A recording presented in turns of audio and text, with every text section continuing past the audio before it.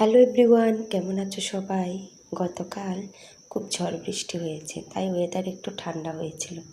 তাই ভাবলাম একটু চাটনি, পাঁপড়, খিচুড়ি, 5 রকমের ভাজা আর লাবড়া বানাই। আর যেই ভাবনা সেই কাজ, 5 রকমের ভাজাও কেটে নিয়েছি, সাথে সবজিও কেটে নিয়েছি।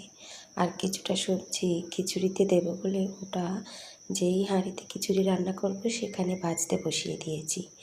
আর ভাজতে বসিয়ে দিয়ে চাল ডাল ধুয়ে ওই চাল ডালও একসাথে ভাজতে দিয়ে দিয়েছি। আর এদিকে 5 রকমের ভাজা শেষ, আর করে নিচ্ছি লাবড়াটা। এই যে দেখুন, লাবড়াটা রান্না করতে বসিয়ে দিয়েছি। আজকে কোনো বাটাবাটির ঝামেলায় যাব না, বাটা মশলা দেবো না, শুধু একটু আদা গ্রেট করে দেবো আর গুঁড়ো মশলা দিয়ে রান্না করেছি। দেখুন, তাতেই অনেক টেস্টি হয়েছে। আর এদিকে আমার খিচুড়িও হয়ে গেছে। খিচুড়িতে ফোড়ন দেবো, তাই শুকনো লঙ্কা, তেজপাতা ভালো করে ভেজে এক সাইড করে নিয়ে এখানে দিয়ে দেবো কিছুটা পাঁচফোড়ন।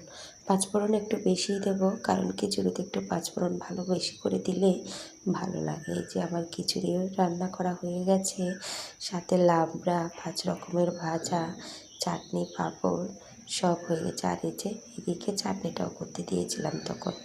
একে একে সব রান্না শেষ, এবার খাওয়ার পালা।